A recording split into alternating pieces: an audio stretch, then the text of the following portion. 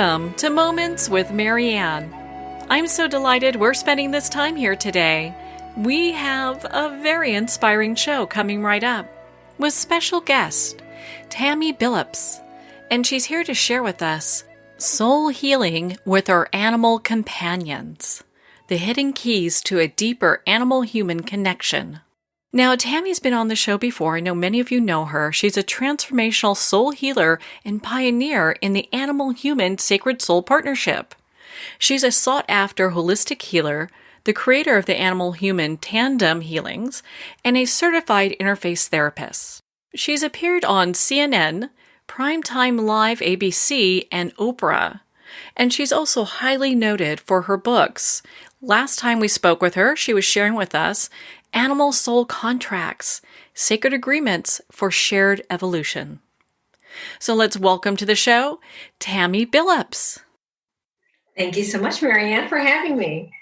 You know, what an honor it is to have you here again and to talk about this book. My goodness, I have to ask you, why was it so important that you write this book?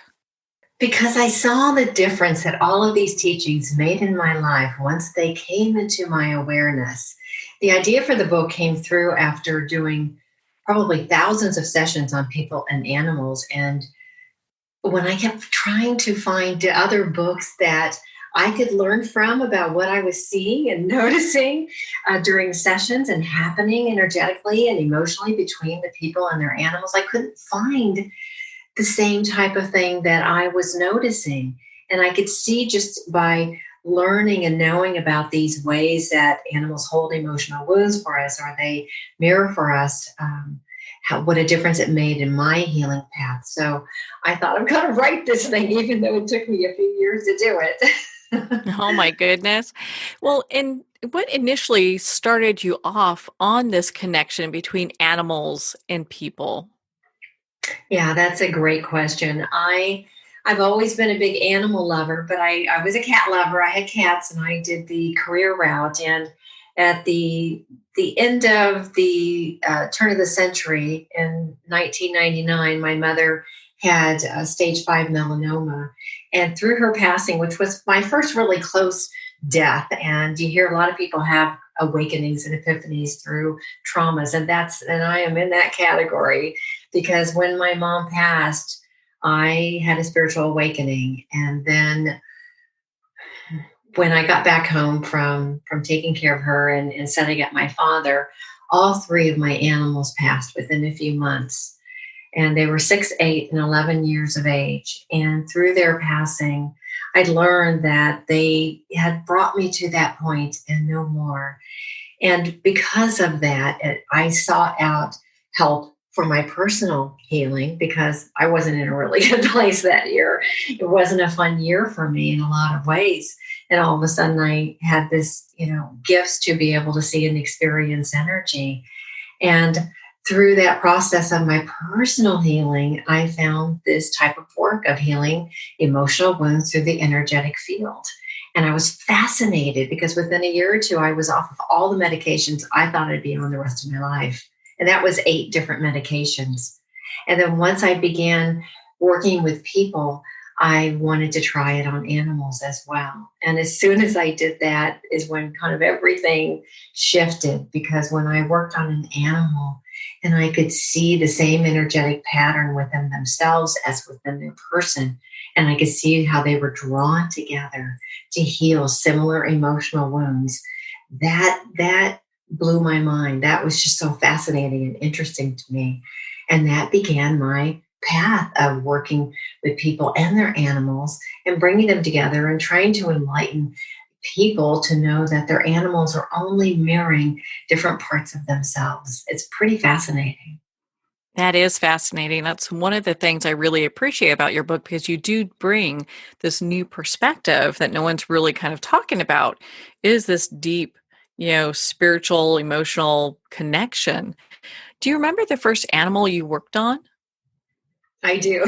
I do. It was a horse named Bella. You went big, right? Well, it was a friend's horse because I wanted to try, I wanted to explore with friends animals that I knew, just to see what it was like first to see what would happen. And Bella had an issue where Andrea, my friend Andrea, wanted to have Bella have a baby, and she couldn't because she had a bad back leg, and I forget the long, it's like 85 syllables, whatever condition she had in her leg. The veterinarian had told my friend that she would not be able to run, and she would not be able to have a foal ever. She wouldn't be able to bear that weight. And in the first session, we noticed a really positive difference. And in the second session, by the end of it, we were surprised. Bella just took off running. This running that she was told that we were told that she wasn't ever going to be able to do again. And the following year, she gave birth to a foal.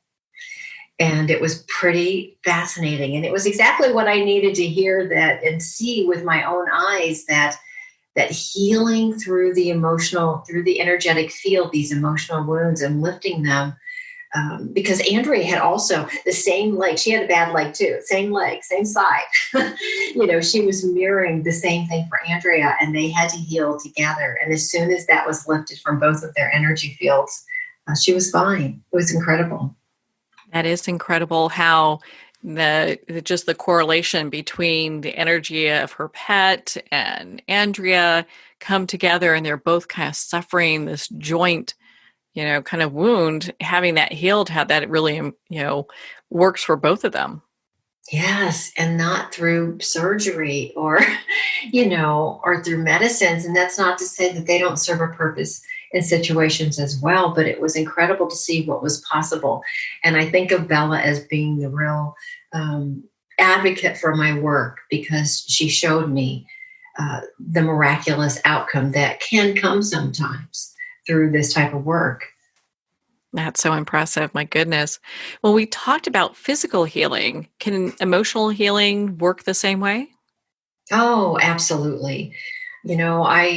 I kind of, my specialty is learning about these and teaching about these 5 core emotional wounds that animals and people harbor within. And when almost always, when a person is emotionally close to their animal, they are mirroring some type of emotional wound. And that's kind of one of the reasons why they were attracted and magnetized towards each other. And when they take a very intentional step forward to heal that emotional wound together, it can make a world of difference in their life, and how easily it can be lifted from their energy field when they join forces intentionally. Now, I'm going to ask kind of a question that maybe you get this asked a lot, maybe not, but let's say someone has had a pet that has passed. Can emotional healing and wound healing still happen? Well, sure. I mean, with the person or with the animal? With both. Yeah, mostly with the person, because they're here in the physicality. Right. So absolutely. I mean, the person's probably, if they didn't heal it completely, if they have an abandonment wound, it's pretty popular, it's pretty common, I should say, in animals. And of course, it is within people as well. So if there was an animal that passed and the person still has the mirroring abandonment wound that they haven't healed, they're likely going to call in another animal with it, or there's a person in their life that has abandonment that they're working on together. So it will continue to heal. And when they do, even if the animal that originally got them started on that path is on the other side, it will benefit them. It will benefit their soul. There will be clearing happening for both of them, even if they're on the other side. That's pretty impressive. So for those people who have had pets that have had injuries in past, and maybe they're having some of that as well, at least we know like there's healing that can take place still. It's, it's still Yes. possible. Yes. And it's honoring the animal that has passed to be able to take the reins and say, I'm going to continue working on this issue. And then we'll both feel better. Our souls will still evolve together. Yeah. Because a lot of people feel this really deep connection with their pets. And so I'd love for you to kind of expand on that. Well, I believe that our souls choose to incarnate together, and that we're drawn together for a reason. And that's why we can recognize certain animals, or they choose us. And, when we walk in and we're looking for them, or they show up on our doorstep. I've heard so many, I'm sure you have too, incredible stories on how different animals find their person. And they have this deep soul bond that they came together and joined forces to heal together, to learn to love together, to have more love and less suffering. It's a very intentional soul purpose that animals bring to people. And it's not just about, of course, we know that animals being in our lives unleash a plethora of feel-good hormones, right? We all know that, but there's so much more to this journey that we have with our animals. And especially for those of us, and certainly including myself in this, who get very emotionally close to their animals. And maybe, because the closer we are emotionally to them, then they become our best earth school teachers, and we can learn from them. And they are showing us parts of ourselves through their behaviors and even their physical ailments. That's so impressive how that all comes together. I know in your book you talk about mirroring. I'd love for you to explain what that is and some of the different types. Yes, well, I'll start with a story of that when I was teaching a class called Kindness and Compassion for Animals to 6 to 8 year olds at a local no-kill shelter one time. And this was very early in my practice, maybe back in 2002 or so, when I asked them, because all of the children had been there for a couple of days through this class that they were in, and they had met a lot of the animals. And I asked them which of the animals was their favorite. And immediately there's this little girl who's, woo, woo, woo, got her hand raised, and I called on her and I said, which dog were you most drawn to? And she was just like, oh my gosh, it's Harvey, because he was happy and fun and he liked to play. And then when I called upon the quiet child that was in the back of the room who was sitting by himself, he said the dog he was drawn to was Chloe, because she just looked sad, like she needed a friend. And I think that this story really tells you what's happening when, we're always being drawn towards likes. So likes attracts likes. So of course, Olivia, who's already enthusiastic, was drawn to the animal that was mirroring her. And the same with the little boy in the back. So we have these different ways and different types of mirrors that, and ways that we're going to be magnetized to them. There's the physical mirroring, and this happens not as often, but it can happen where, there's an animal that has a physical issue and they're actually carrying it for you. And you might have the same exact issue. I know when I got asthma in my 30s and my cat developed asthma 2 weeks later, I thought, what are the odds of that? How many animals have I seen that had asthma? And if I would get a UTI, then my other cat would get a UTI. So, it can happen. It's not as often that they will actually take on those physical issues for the people, but it can, I hear about it all the time with clients, and they're saying, well, that's interesting because I just had hip replacement after I just told them that their animal has a lot of extra energy and emotions held at their hip when I didn't know the person had a hip issue.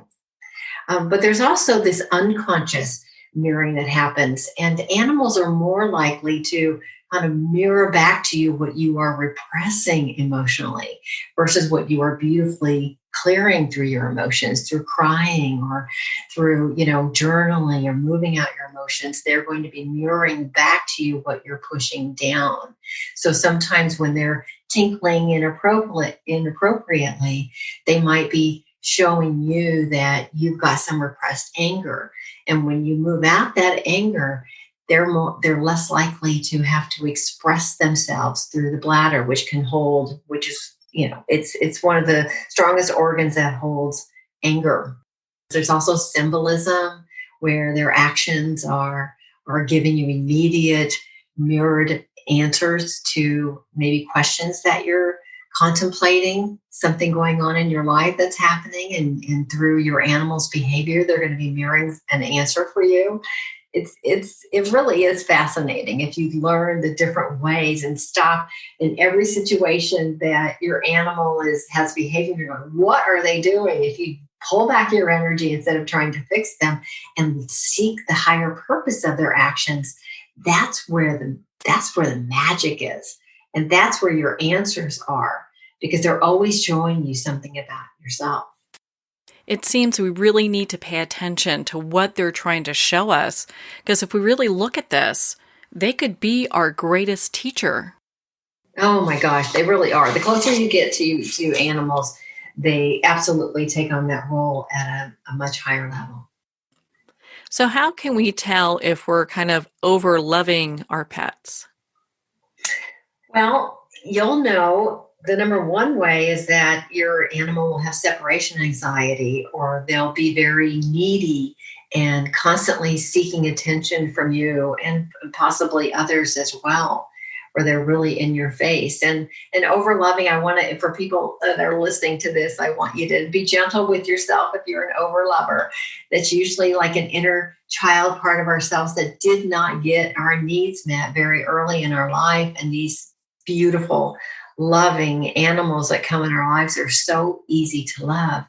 And experiencing unconditional love from an animal can bring up unconscious fear that of losing that. And so we tend to hold on to them a little tighter so that we don't lose what's so precious to us, and what's, this beautiful animal that's so easy to love. And so that's really what's at the root of over loving an animal. So, these are you give them a treat whenever they want, or they have the stack of toys mile high or whatever. And all of that is okay. Where you are is okay. But just beginning to recognize that there's a part of yourself that is really seeking that unconditional love, then you can step up to the plate and say, how can I be an advocate to give myself the love that I'm seeking externally, the love that my inner child is seeking, that she or he did not receive early in their life? And you can start to create that internal parenting that the person probably wasn't modeled. And once that happens, then the animal will experience less separation anxiety, less codependency. So, you mentioned separation anxiety, and we've kind of brushed on that a couple of times. I know a lot of people probably have that with their animals. It sounds like it's a really common thing. How can we help our pets heal with that? Well, there are a few different things that you can do, and not it is fairly common, but not always. Not obviously, in not all relationships, but you can definitely create and for them to be independent in their home.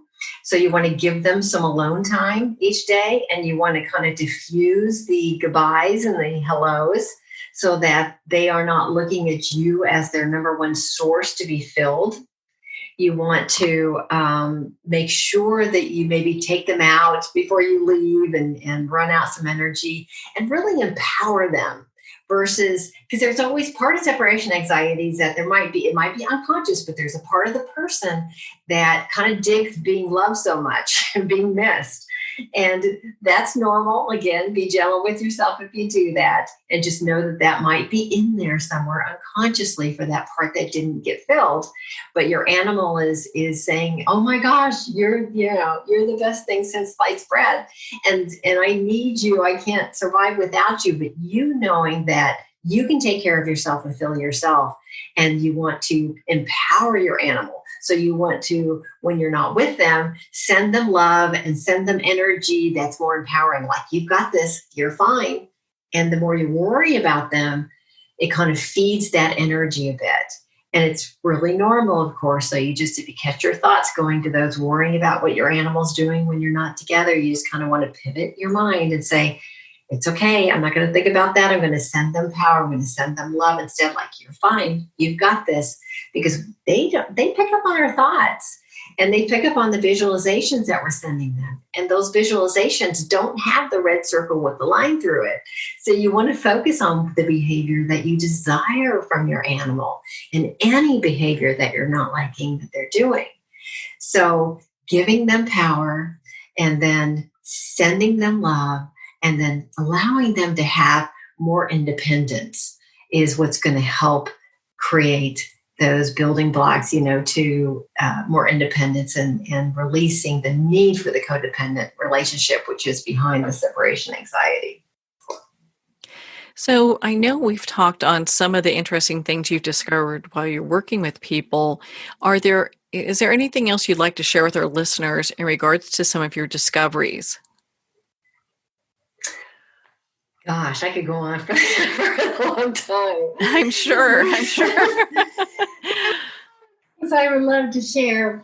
But I would say that probably one of the most important things is really getting to the higher purpose. That's really my favorite chapter in the book is when it's talking about the ability to get to the higher purpose of the animal's actions and not personalizing it so much. And when we can take a step back and think, what could this mean for me? What is the animal portraying? What are they trying to do? I remember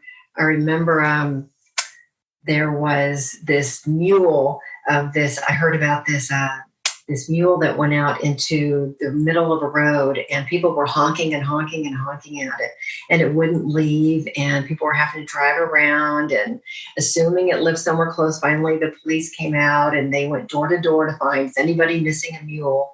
And when they knocked on one door, they couldn't get in. And then they found out that this person does have a mule and they broke in the door and the person had passed. And the mule was standing in the street, so he would let people be aware that his person had passed in the house. And animals are they're so tuned into a higher frequency because they live more from their hearts. They live more from the right side of their brains. And humans can get really in the left side of their brains and forget that we have the same instincts as they do, that we can lean into those. And when we lean into those innate instincts that guide us through life, then we will easily know what our animal needs, what we need to sustain, to feel more loved, to evolve together, to have a more fulfilling, rewarding, loving partnership with our animals. It can be easier when we lean into the relationship and seek the higher purpose. Okay, well, you just touch on something we need to unpack here too. So when we talk about higher purpose with our pets, what does that look like? I mean, is there an ultimate goal? I mean, what is that all about? Well, it's really kind of coming from a more detached place. So if I'm trying to think of a situation or an example, it's hard to come up with examples sometimes around the cup. But it's like going to that, if there's something happening with your animal, I'm trying to think, like Bodhi earlier, he was trying to get in one of my cabinets and I was thinking, what is he doing? Because I have a safety lock on it because there are some spices in there. I don't want them to get into that cabinet, right? So he's got his paw underneath. And he's I'm hearing the cabinet just, clicking, and he's trying to open it. Obviously, it's not opening.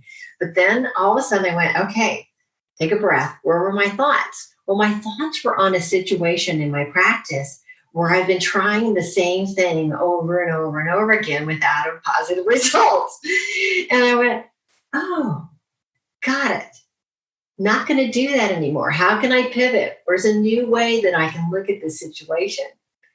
And then he stopped as soon as I got there. I've had those kinds of things happen over and over and over again. I had a cat one time that would meow and meow and meow every time I got on a business call. When I was for years, like a decade, I was doing another business from home, another business that I owned. And it wasn't rewarding. It wasn't something that I wanted to do anymore, but it paid the bills, right? And I needed to do it. And yet every time I would be doing that, she would meow so loudly. I would put her like in a room down the hall, and I would still, people would still hear her on the phone. And as soon as I went, oh my gosh, she makes me so angry. I'm like, what is this anger about? And finally, one day, after a long time of this routine going on between the two of us, I said a meditation. I'm like, okay, where have I got anger that I haven't expressed? Because she's helping me tap into some. And as soon as I went, oh my gosh, it's doing this work that no longer fulfills me. Mm. And I'm telling you, Marianne, as soon as that came through, Sundance never did that one more time. Oh my gosh.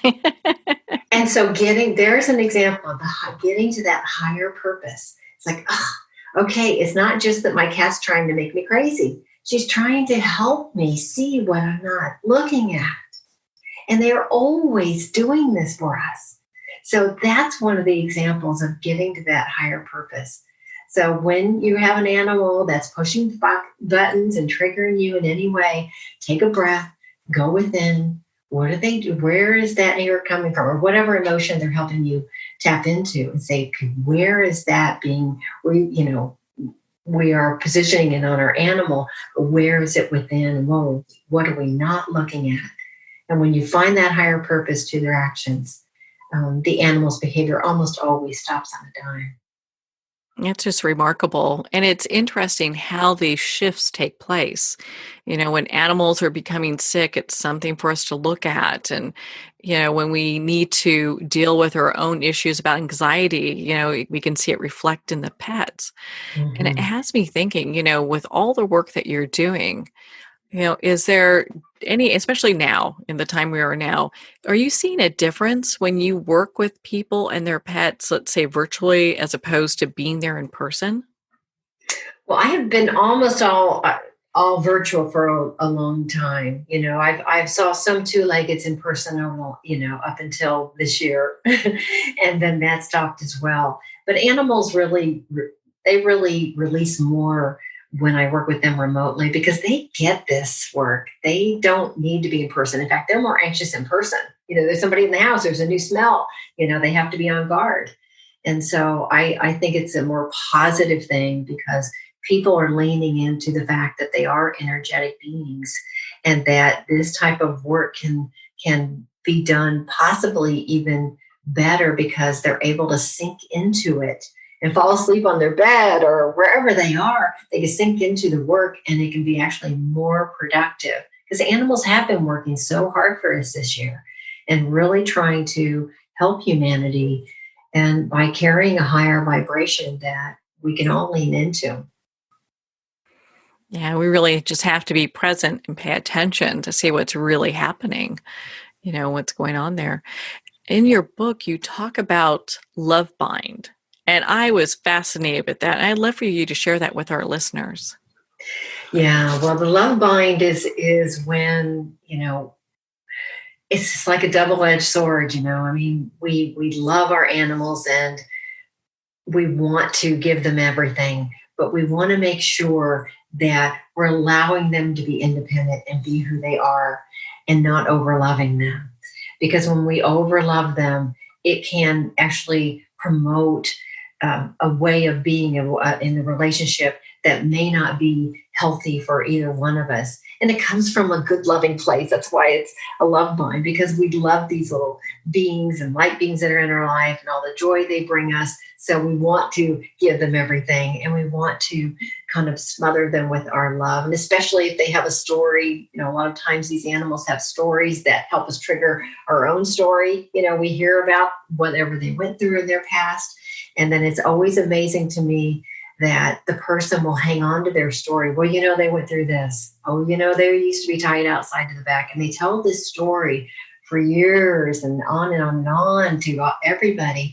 And that's really about them holding on to their own story because the animal's over it. The animal's in a new place. They're fine. Let's move forward. So that need to kind of hang on to our animals a little tighter is really just reflected in a need to heal something within ourselves that didn't have that kind of love early in our lives. So, why don't you explain to us what it looks like when you're doing a session for somebody with their pet and themselves? Because it really sounds like both parties go through this profound healing. Yes, I do something. I began a few years ago doing tandem healing sessions where I connect energetically to the person and their animal because I have had seen so many times in the past where I would work on an animal and their behavior would completely clear. But then if the person wasn't simultaneously working on their issues, sometimes the animal would revert, right? Because they're that mirroring aspect, likes attract like. And not that didn't always happen. Sometimes the animal was forever fine. But in those cases, I wondered, gosh, if they worked together, if I worked on them together, I wonder if it would have longer lasting results. And the answer was absolutely yes. So I connect heart to heart, soul to soul, almost like a triangle between our hearts energetically. And with intentions, I always ask the person to state the intentions for what they're wanting from their session. And so if the intention is to help them heal, be it an abandonment wound or betrayal or invasiveness or whatever is in the background for both of them, then that's where the energy will go. And it will go to helping them both clear and heal where possibly they were over controlled or had invasiveness in some way. And it heals through all levels of the energy field more quickly through the animal than the person because people tend to be more attached to their stuff than what animals are. And that's okay. I accept and trust that everything will unfold in the right and perfect timing for them both. But animals will hold on to that space. What I have found when I started working with them together is that after 2 or 3 or sometimes 4 sessions of doing tandem sessions, all of a sudden the animal was fine. The person wanted to continue their healing journey and just do sessions on themselves. I see that happen frequently. And I know the animals are doing high five, right? Like, yes, they got it. Let's go there because when you feel better, your animal feels better. Oh my gosh. Can I say that again? When you feel better, your animal feels better. So working on your wounding, your animals are going to get a hit of that, regardless of whether or not they're in the session. Because everyone in our wake, when we work on ourselves, feels our new vibration and it affects everyone around us and close to us positively. Yeah, without a doubt. I mean, that's such a profound thing how that all comes together. My goodness, Tammy, we could talk for hours easily. I mean, in your book, Soul Healing with Our Animal Companions is a great book. Where can our listeners connect with you and be part of your community? They can go to my website, tammybillups.com, and I've got a course on this on the 5 core emotional wounds, on how to identify them, how to help them heal within people and animals. Everything is right there, how to get the books and the different ways. And if you just go to tammybillups.com, you can also sign up for the marketing emails with the events as well. Well, Tammy, thank you so much for taking the time to be on the show with us here today. Oh, thank you. It was a pleasure to talk with you. Well, thank you, Tammy. It has been such an honor to spend this time with you and to talk about your book, Soul Healing with Our Animal Companions, The Hidden Keys to a Deeper Animal-Human Connection. Soul Healing's available at Amazon, Barnes & Noble, and all indie retailers, and of course you can download it on Kindle. Again, if you'd like to connect with Tammy, you can at tammybillups.com for more information. Well, we're at the end of our time today. I would like to thank everyone for tuning in. You're listening to Moments with Marianne. And remember, make every moment count.